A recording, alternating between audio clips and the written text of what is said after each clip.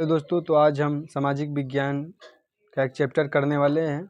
ये 10th के exam से बिहार बोर्ड से बहुत ही महत्वपूर्ण है। तो पहला क्वेश्चन है, जर्मन राइन राज्य का निर्माण किसने किया था। क्वेश्चन कह रहा है कि जर्मन राइन राज्य की स्थापना किसने किया था। तो बता दें कि जर्मन राइन राज्य की स्थापना नेपोलियन बोनापार्ट के द्वारा किया गया था। ऑप्शन नंबर इसका बी हो जाएगा, बी। ऑप्शन नंबर बी हो जाएगा, आप लोगों को बता दें कि। चलिए अगला क्वेश्चन पर चलते हैं।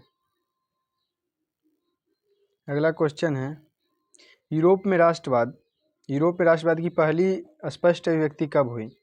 यूरोप में क्वेश्चन कह रहा है कि राष्ट्रवाद की पहली अभिव्यक्ति कब हुई। तो यूरोप में राष्ट्रवाद की पहली अभिव्यक्ति 1757 की क्रांति के पूर्व हुआ था। 1757 की क्रांति के 1789 की फ्रांसीसी क्रांति के साथ ही यूरोप में राष्ट्रवाद की पहली अभिव्यक्ति की स्पष्ट हुई थी। तो इसका ऑप्शन नंबर ए हो जाएगा। अगला क्वेश्चन है, यूरोप का मरीज किस देश को कहा जाता है। क्वेश्चन कह रहा है कि यूरोप का मरीज किस देश को कहा जाता है। तो आप लोग बताइए। तो यूरोप का मरीज तुर्की को कहा जाता है। तो इसका ऑप्शन नंबर सी हो जाएगा, तुर्की। ऑप्शन नंबर सी, तुर्की हो जाएगा। तो यूरोप का मरीज तुर्की को कहा जाता है। अगला क्वेश्चन कह रहा है कि मेटरनिक का पतन किस वर्ष हुआ था। तो मेटरनिक का पतन किस वर्ष हुआ। तो मेटरनिक का पतन मई 1848 ईस्वी को हुआ था। मई 1848 ईस्वी को मेटरनिक का पतन हुआ था। ऑप्शन नंबर डी हो जाए, सी हो जाएगा इसका। ऑप्शन नंबर सी, मई 1848 ईस्वी। अगला क्वेश्चन पे चलते हैं। अगला क्वेश्चन है, फ्रांस में किस वंश का पुनः स्थापना वियना कांग्रेस के द्वारा किया गया। क्वेश्चन कह रहा है कि फ्रांस में किस वंश की पुनर्स्थापना वियना के कांग्रेस द्वारा की गई थी। तो वियना के कांग्रेस द्वारा बुर्बो राजवंश की स्थापना पुनः की गई थी। तो ऑप्शन नंबर इसका बी हो जाएगा, करेक्ट। अगला क्वेश्चन पे चलते हैं। इटली एवं जर्मनी के एकीकरण के विरुद्ध निम्नलिखित में से कौन सा देश था। क्वेश्चन कह रहा है कि इटली एवं जर्मनी के एकीकरण के विरुद्ध में कौन सा देश था। तो आप लोग बता दें कि ऑस्ट्रिया जो था इटली एवं जर्मनी के एकीकरण के विरुद्ध था। तो इसका ऑप्शन नंबर सी हो जाएगा। Option number C, Austria. Option number C correct हो जाएगा। अगला है, मेजनी का संबंध किस संगठन से था। क्वेश्चन कह रहा है कि मेजनी का संबंध किस संगठन से था। मेजनी का संबंध, तो आप लोग बताइए। बता दें कि मेजनी का संबंध कार्बोनरी संगठन से था। तो इसका ऑप्शन नंबर डी हो जाएगा, कार्बोनरी संगठन। तो इसका ऑप्शन नंबर डी हो जाएगा सही। अगला क्वेश्चन है, जालवेरिन एक संस्था थी, किसकी थी। क्वेश्चन कह रहा है जालवेरिन एक संस्था थी जो किसकी थी। क्रांतिकारियों की थी, बुद्धिजीवियों की थी, व्यापारियों की थी या सामंतों की थी।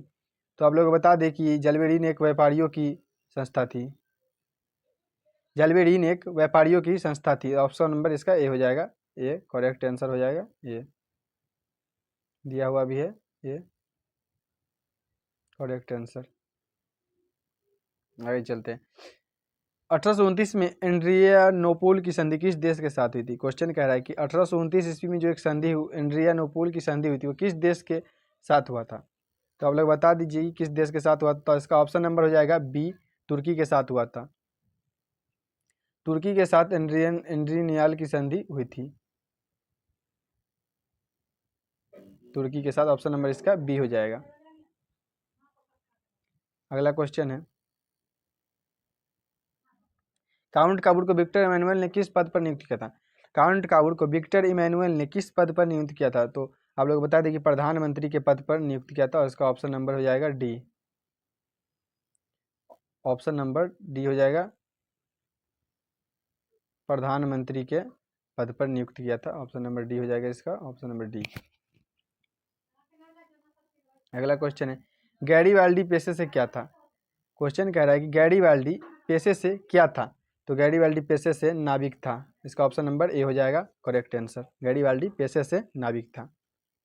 अगला क्वेश्चन है, इटली एवं जर्मनी वर्तमान में किस महादेश के अंतर्गत आते हैं।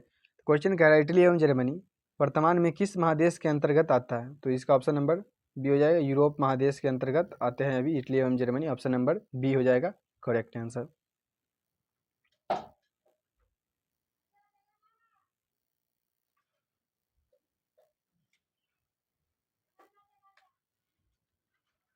अगला क्वेश्चन है, रक्त एवं लौह की नीति किसने चलाया था? रक्त एवं लौह की नीति बिस्मार्क ने चलाया था, तो इसका ऑप्शन नंबर सी हो जाएगा। रक्त एवं लौह की नीति बिस्मार्क ने चलाया था, बिस्मार्क ने चलाया था, तो ऑप्शन नंबर इसका सी करेक्ट आंसर हो जाएगा। अगला क्वेश्चन है, यूरोप वासियों के लिए किस देश का साहित्य एवं ज्ञान प्रेरणा स्रोत है? यूरोप वासियों के लिए किस देश का साहित्य एवं ज्ञान प्रेरणा स्रोत है? तो आप लोग बता दें कि यूरोप का एक देश है जिसका नाम यूनान है, इसका साहित्य एवं स्रोत प्रेरणादायक है, तो ऑप्शन नंबर इसका डी हो जाएगा, यूनान। अगला क्वेश्चन है, फ्रैंकफर्ट की संधि कब हुई थी? तो फ्रैंकफर्ट की संधि कब हुई थी? क्वेश्चन कह रहा है फ्रैंकफर्ट की संधि कब हुई थी? तो फ्रैंकफर्ट की संधि 1871 ईस्वी में हुई थी, तो ऑप्शन नंबर इसका ए हो जाएगा। ऑप्शन नंबर ए हो जाएगा इसका, फ्रैंकफर्ट की संधि।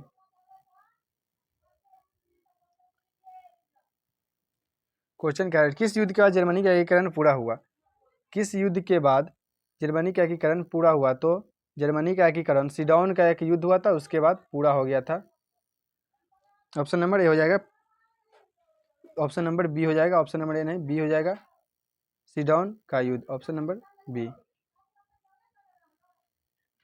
अगला क्वेश्चन, यंग यूरोप की स्थापना किसने किया था? यंग यूरोप की स्थापना काउंट मेजनी ने किया था। यंग यूरोप की स्थापना मेजनी ने किया था, ऑप्शन नंबर इसका सी हो जाएगा करेक्ट आंसर। अगला क्वेश्चन, यंग इटली की स्थापना किसने किया था? तो यंग इटली की स्थापना बिस्मार्क ने किया था, उसका ऑप्शन बिस्मार्क नहीं, मेजनी नहीं किया था। यंग इटली और यंग यूरोप और यंग इटली का स्थापना किसने किया था? तो मेजनी ने ही यंग यूरोप और यंग इटली की स्थापना किया था, और उसका ऑप्शन नंबर हो जाएगा बी। अगला क्वेश्चन है, सीडॉन का युद्ध कब हुआ था? सीडॉन का युद्ध कब हुआ था? तो सीडॉन का युद्ध 1870 ईस्वी में हुआ था, ऑप्शन नंबर सी हो जाएगा।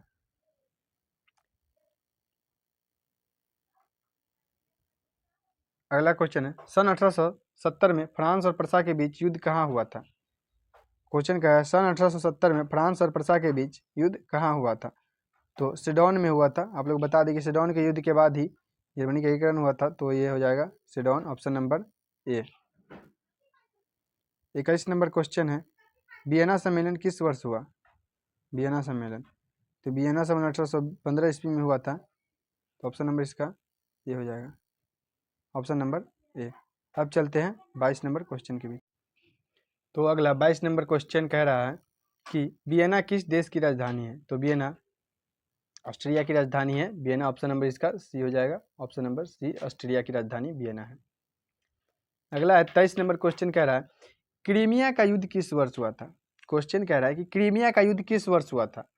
तो आप लोगों को बता दें कि क्रीमिया का युद्ध 1854 ईस्वी में हुआ था, तो इसका आंसर हो जाएगा ऑप्शन नंबर ए, ऑप्शन नंबर ए हो जाएगा, क्रीमिया का युद्ध 1854 ईस्वी में हुआ था। अगला क्वेश्चन है, राष्ट्रवाद की अवधारणा का जन्म किस घटना से माना जाता है? राष्ट्रवाद की अवधारणा का जन्म किस घटना के बाद से माना जाता है? क्वेश्चन कह रहा है, तो आप लोग बता दें कि राष्ट्रवाद की अवधारणा का जन्म फ्रांस की क्रांति के बाद से जाना जाता है, ऑप्शन नंबर इसका डी हो जाएगा, फ्रांस की क्रांति। अब 25 नंबर क्वेश्चन की तरफ देखते हैं। 25 नंबर क्वेश्चन कह रहा है, नेपोलियन संहिता किस वर्ष लागू हुआ? नेपोलियन संहिता किस वर्ष लागू हुआ, ये कह रहा है। तो आप लोग बता दें कि नेपोलियन की संहिता 1804 ईस्वी में लागू हुआ, तो इसका ऑप्शन नंबर डी हो जाएगा करेक्ट, ऑप्शन नंबर डी, 1804 ईस्वी। अब आगे 26 नंबर क्वेश्चन पे चलते हैं। 26 नंबर क्वेश्चन कह रहा है, वियना सम्मेलन कांग्रेस का अध्यक्ष कौन था? वियना सम्मेलन में क्वेश्चन कह रहा है कि वियना सम्मेलन में कांग्रेस का अध्यक्ष कौन था? तो वियना सम्मेलन में कांग्रेस का अध्यक्ष नेपोलियन बोनापार्ट था, नेपोलियन बोनापार्ट कांग्रेस का अध्यक्ष था। 26 नंबर क्वेश्चन का ऑप्शन नंबर ए करेक्ट है। अगला क्वेश्चन है 27 नंबर, मेटरनिक व्यवस्था का उद्देश्य क्या था? क्वेश्चन कह रहा है कि मेटरनिक किस व्यवस्था को पुनः स्थापना करना चाहता था? तो मेटरनिक चाहता था कि पुरातन व्यवस्था की पुनर्स्थापना हो, मतलब पुराने ज़माने में जो व्यवस्था चली आ रही थी उसी को फिर से लागू करना चाहते थे, इसका ऑप्शन नंबर सी हो जाएगा, पुरातन व्यवस्था की पुनर्स्थापना करना मेटरनिक की व्यवस्था का उद्देश्य था। 28 नंबर क्वेश्चन पर चलते हैं, काउंट काबूर की मृत्यु किस वर्ष हुई? क्वेश्चन कह रहा है कि काउंट काबूर की मृत्यु किस वर्ष हुई। तो काउंट काबूर की मृत्यु 1862 ईस्वी में हुई थी। तो इसका ऑप्शन नंबर बी हो जाएगा करेक्ट, 1862। अब 29 नंबर क्वेश्चन की ओर चलते हैं। 29 नंबर क्वेश्चन है, इटली और जर्मनी के एकीकरण का विरुद्ध कौन था। क्वेश्चन कह रहा है इटली और जर्मनी के एकीकरण के विरुद्ध कौन था। तो पहले भी एक क्वेश्चन आया हुआ था। तो इसका ऑप्शन नंबर हो जाएगा ये ऑस्ट्रिया। ऑस्ट्रिया जो था ना, इटली और जर्मनी के एकीकरण के विरुद्ध में था। इसका ऑप्शन नंबर ए हो जाएगा। अब अगले 30 नंबर क्वेश्चन की ओर चलते हैं। 30 है, जर्मनी का एकीकरण किस वर्ष पूर्ण हुआ। क्वेश्चन कह रहा है कि जर्मनी का एकीकरण कब पूरा हो गया। तो जर्मनी का एकीकरण 1871 ईस्वी में पूरा हो गया। तो इसका ऑप्शन नंबर हो जाएगा D correct answer. Option number D हो जाएगा करेक्ट आंसर। अब चलते हैं 31 नंबर क्वेश्चन की ओर। लाल कुर्ती सेना, क्वेश्चन कह रहा है कि लाल कुर्ती सेना का गठन किसने किया, किसने किया था। तो लाल कुर्ती सेना का गठन किसने किया था। तो आप लोगों को बता दे कि गैरीबाल्डी जो था लाल कुर्ती सेना का गठन किया था। तो इसका ऑप्शन नंबर सी हो जाएगा, गैरीबाल्डी ने। अब 32 नंबर क्वेश्चन की ओर चलते हैं। क्वेश्चन कह रहा है जलवेरिन संघ की स्थापना किस वर्ष हुआ था। तो जलवेरिन संघ की स्थापना किस वर्ष हुआ था, आप लोग बताइए पहले, फिर हम बताते हैं। जलवेरिन संघ की स्थापना 1834 ईस्वी में हुआ था। ऑप्शन नंबर इसका सी हो जाएगा। 32 नंबर क्वेश्चन का सी नंबर आंसर करेक्ट है। अब चलते हैं 33 नंबर क्वेश्चन की ओर। 33 है, गस्टीन की संधि किस वर्ष हुई। गस्टीन की संधि किस वर्ष हुई। तो इसका ऑप्शन नंबर हो जाएगा बी, गस्टीन की संधि 1865 ईस्वी में पूर्ण हुई थी। अब चलते हैं 34 नंबर क्वेश्चन की ओर। 34 नंबर क्वेश्चन है, यूरोपीय सभ्यता का पालन किसे कहा जाता है। यूरोपीय सभ्यता का पालन किसे कहा जाता है। तो आप लोग बता दें कि यूरोपीय सभ्यता का पालन यूनान को कहा जाता है। तो इसका ऑप्शन नंबर डी हो जाएगा correct answer. Option number D 34 number का होगा। अब आखिरी क्वेश्चन 35 नंबर पर चलते हैं। तो क्वेश्चन कह रहा है, एड्रियानोपोल की संधि किस वर्ष हुई। क्वेश्चन है आखिरी नंबर 35 कि एड्रियानोपोल की संधि किस वर्ष हुई। तो आप लोग बता दें कि 1829 ईस्वी में एड्रियानोपोल की संधि हुई थी। तो इसका ऑप्शन नंबर ए हो जाएगा करेक्ट आंसर। तो आप लोगों को ये वीडियो कैसा लगा, अच्छा लगा होगा तो लाइक कीजिएगा, शेयर कीजिएगा और सब्सक्राइब भी करते जाइएगा। हम और भी वीडियो SST के डालते रहेंगे। तो आज के लिए इतना ही, धन्यवाद, फिर कभी और।